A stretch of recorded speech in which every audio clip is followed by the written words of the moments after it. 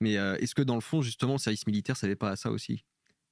Fut un temps, je sais, quand on discute par exemple avec des grands-mères, etc., qui du coup ont eu leurs fils qui sont allés faire leur service militaire, il y avait un discours qui venait assez fréquemment, qui était de dire: j'ai un garçon qui est parti, un homme qui est revenu.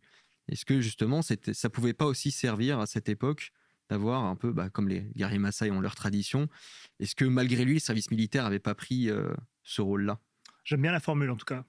Oui, clairement, je pense que l'armée pouvait avoir ce-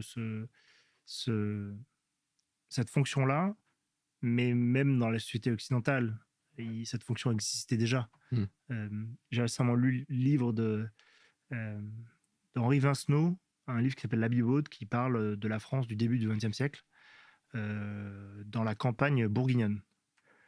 Et il fait mention très explicitement de ce passage dans son village bourguignon, sans jamais euh, indiquer qu'il fait cette transition du passage de l'âge d'enfant à l'âge d'homme.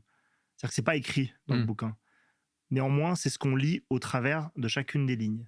Il explique qu'il traînait dans les jupes des femmes, de sa tante, de sa cousine, de la vieille mère veuve du village, de la tante célibataire, etc.